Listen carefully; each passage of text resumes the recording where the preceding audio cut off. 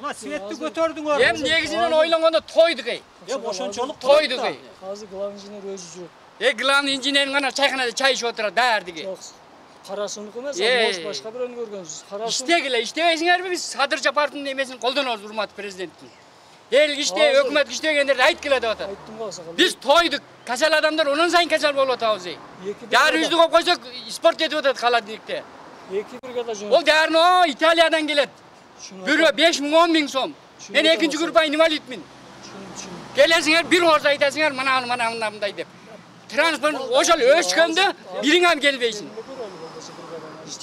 Жеринде көрөлү? Жүрүңүз, сиз барып таанышыңыз. Жок, сиз кандай немелерди коюп бересиз? Мисалы, биз жаңы чектерде, мисалы мен да өзүм жаңы чекте жашайм. Трансформаторду өзүбүз алып атабыз. Турабы? Тура эмеспи? Өзүбүз алабыз. Жок, тура эмеспи? Столбу алып атабыз, турабы?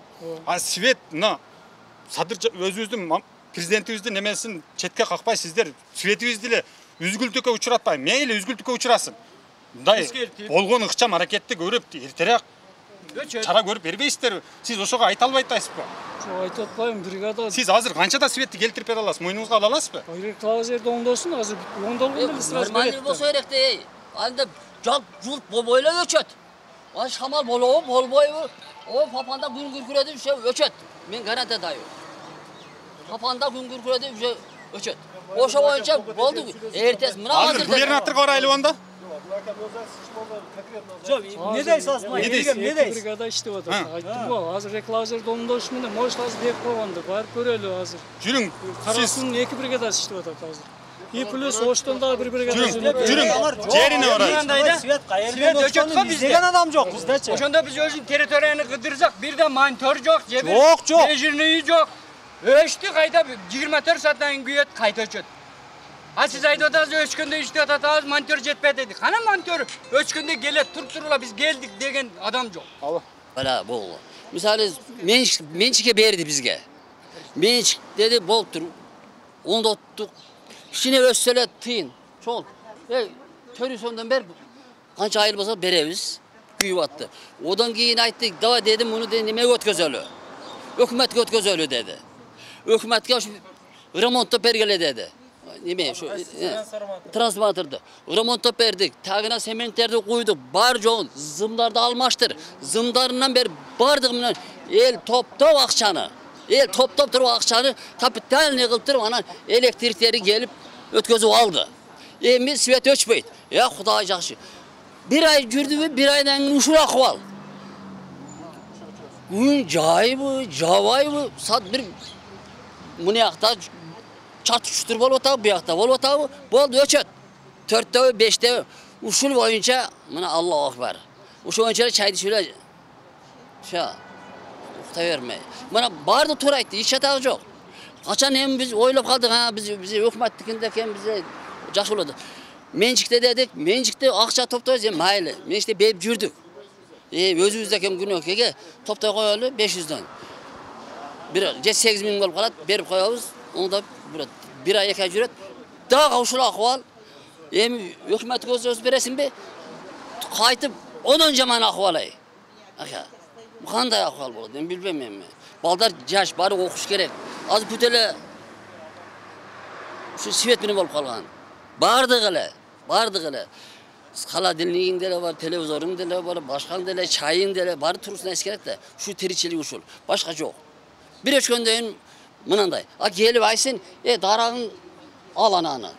Же терегиң ал ананы десин, пожалуйста, ого биз ушул жердеги айыл бүт чыгып, ошо терегин эмнесин кыйдык. Кыйып беребиз. Муларды кым? Силерди өлөт, өрүк деди, өрүгүн алып берди мыналарды мен. Батыр акалар. Окуш өрүгүң деди, ол өрүгүн кыйды, башы үйүн гана алдырып алып койгон жок. Бар нормально. Дали ушул акыбал. Мен ошо Фуркатта жашоочу. Марвака иштейт бул жерде. Сизге чалдым, буяка кишиге чалып мен 2-3 жолу эме болгонбузда. Министерствого чалсак, алар айтып атат, силер зафиксировать эткиле деген да. Меничи авария болсо зафиксировать эткиле деген. Анан биздин шегибиз бар. простата көчүрүүлөр болот да, эми жашоочулар билесиздер э? Жамгыр жай, шамалда обязательно өчөт. Шамал обязательно өчөт биздечи. Я өзү билет экен, 30 жылдан бери иштейт экен. Билет экен. Номер 1 орунда турат экен, свет өчүш боюнча. Кече дагы чалганмын. Кече чалып, мен эме кылганда аварийный Кичине эле шамал болгондо өчкөн. Ошол 30 сом карыз болсаң, шарт столбаңа чыгат дагы светин үзүп салат. Катуу шамал болот экен десе, өчөт дагы. О, Ол дәріні Италиядан келет. Катуу эле же эрип кеткен? жок, булар мынандай түрө берет, бирок ысыкта бузулат да. Бир күндөн бери электр энергия келбей жатат дейт Шарк айыл өкмөтүнүн Медрес айылынын тургуну Датка Акматова. Айылында дүкөн иштеткен айым жарык жоктугунан улам муздаткычындагы товарлары бузулуп жатканын айтат. Айтымында 10 000 сомго бааланган балмуздагы формасын өзгөртүп ээрий баштаган. Мындай абал дайыма болоорун кошумчалады. 4-5 өчтү укам. Кичине эле шамал болгондо өчкөн. Ошол боюнча эметти. Бизде тез өчөт. Шамал болуп электр эле өчө берет. Айрыкча ушул фуркатта. Азыр үйдө да жок. Мисалы, ата-энем бар, карыган, 90га кетип аткан атам бар. Ол кантет, неберелери бар, жаш балдар. Алар кантет. Акчасын төлөп атабыз убагында. Электр энергиясынын келбей жатканынан нааразы Датка Акматова эле эмес, башка жарандар дагы бар. Алар Ош электр тармактар ишканасына чогулуп, нааразычылыктарын билдиришти. Алардын маалыматында электр энергиясы бат-баттан эскертүүсүз өчөт дешет. Бизде 2 күндөн бери свет жок.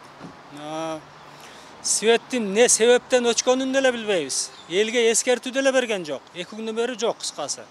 Мына 1 майдан баштап светти көтөрүштү, туурабы? Светти көтөрүштү. 30 сом карыз болсаң, шарт столбаңа чыгат дагы светин үзүп салат. Карапайым элге иштейби мыйзам? Өздөрүнүн милдетин аткарбайбы бар? 2 күндөн бери свет жок, жатабыз мынакей. бул жагы Табраскада Маданият айылы бар. Бул жакта Кыргызчеге айылы бар, 6-километр айылы бар, 222-квартал бар. Бул жагында мына Марифи деп коет, мына Баястан ресторан. Ошолор мына өчпөйт. Өтсе дагы кайра бат эле жанат да. Бизде сөзсүз бүгүн каттуу, мисалы Ошто каттуу шамал болот экен десе, өчөт дагы.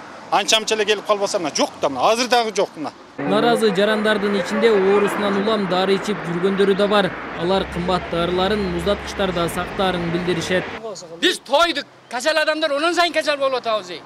Дәрүбүздү коюп койсок, спорт этип атат холодильникте. 2 бригада жөн. Ол дәріні Италиядан келет. Бирөө 5 000 10 000 сом. Мен 2-нчи группа инвалидмин. Айыл тургундары арыз муңун Ош электр тармактар ишканасынын башкы инженерин айтышты. Алар аймакты көзөмөлдөгөн кызматкер өз ишин так аткарбай жатат дешет. Мындан улам көзөмөлдү күчөтүүнү суранышты. Ал эми аталган ишкананын башкы инженери аймакты караган адистин ишин карамай болду. Мындан сырткары Медрес айылына жогорку чыңалуудагы башка линия тартылаарын айтат. Азыркы учурда подстанция Памирскийден атайын бир ячейка чыгарып, атайын выключатель коюп, ошол жерден 1-2 километрдей ызым тартсак, опора койсок. Ар жактан реклаузер бар, выключатель. Алдан бөлөбүз. Ошону бөлгөндөн кийин Куркаттын жашоочулары башка линияга отурат дагы. Бул жерде уже биздин электр энергия сапа турак болуп калат да. Бул нерсе каралган, бизде планда капитальный строительство киргизилген. Бирок азыркы учурда бул жөнүндө кагаз иштерин даярдаш керек да полностью. Кагаз ишин даярса мына күзгө чейин, кыш күзгө чейин бүтүрүп ишке беребиз.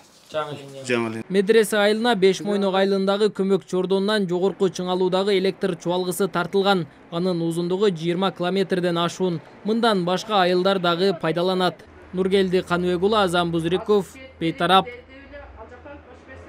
Азыр бригадаларыңыздын бир тобу, мен бир нерсени айтып коеюн, азыр фактын айтып коеюн. Жок, сиз мындай угуп койсоңуз эми элдин талабы да бул. Азыр бир бригадаңыз семейныйда чай ичип отурат. Так. Чын? Карасун бригадасы. Эми билбейм, Кайрасун бригадасы ишип отурат. Сапкотун көргөнөм жок. Анан мен мына 2012-жылы Бишкекте кичине иштерим менен болуп, ошол жерде жашап калганмын. Кечки саат 8-де свет өчтү эле. Ошол жерде замы келип туруп айтты, мага 3 саат убакыт бергиле деди. Бир подстанциябыз күйүп кетти деди. 3 сааттын ичинде биз немени беребиз деди, светти беребиз деди. Бизде деген ошончолук мындай жоопкерчилик, мына сиздердин үстүңүздөрдөн сиз билбешиңиз мүмкүн, анчалык деңгээлде өчкөнчү.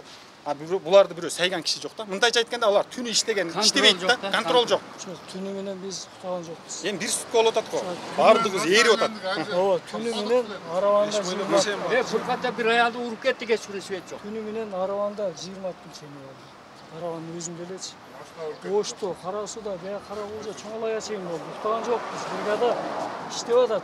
Бирок Кара Сууда көбүрөөк болгон үчүн мына 5 Мойноктун бригадасы жок азыр. Ошон үчүн обуну чакырып атабыз. Кара Суудан Люцернада жүргөн бригаданы бүтүрүп кайра силерге келип. Жо, сиз кандай чараларды көрө аласыз эми тездетип? Бизге мына баардыгыбыз ээрип атат, эскирип атат, магазиндер бар ал жерде. Бизге кандай чыгым төлөп бересиздерби же кандай кыласыздар сиздер ишканаңыз?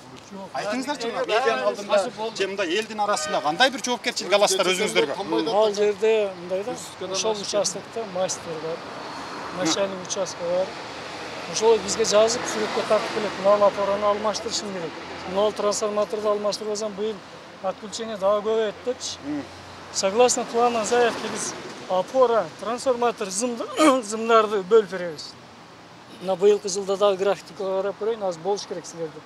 Эми бардыгын оптом алмаштырганга себеби 1-5 бойнок эмес Кыргызстандан. Фуркат эмес, бул айылдар көп. Силерге окшогон айылдар толтур. Силер эми өзүңөр көйгөңөрдү жакшы билесиңер да. Башкаларда да бар мындай көйгөйлөрчү. Бизге көбүрөөк болду. Дагы бир көйгөй То опорасы жыгылат, то трансформатор. Биз өткөндө 3 апрелден 5 апрелге чейин 3 күн катар өчкөн. Билесизби ошону? Биз супер кейжиге чейин мен мисалы чыгардык да. Чыгарсак сиздердин начальник информация бар сиздерде. Ошондо сиздердин инстаграмдагы немеңиздерге чыгып калыптыр, эскертүүңүздөргө. Анан кийин сиздер айттыңыздар, ошондо кайра бизге алар жооп берди да. Биз эми будан кийин биз эскертүү менен өчүрдөбүз деп. Мисалы бүгүнкү эскертүүңөрдө биздин айыл жок да. Кечинде саат 4-төн баштап шамал башталды. Бул эскертүү эмес, бул аварийный отключение болду. А отключение мына 5 Мойнок шак. Экисинен баштап уже плановый заявка менен силер да немеге киресиңер Facebook'a.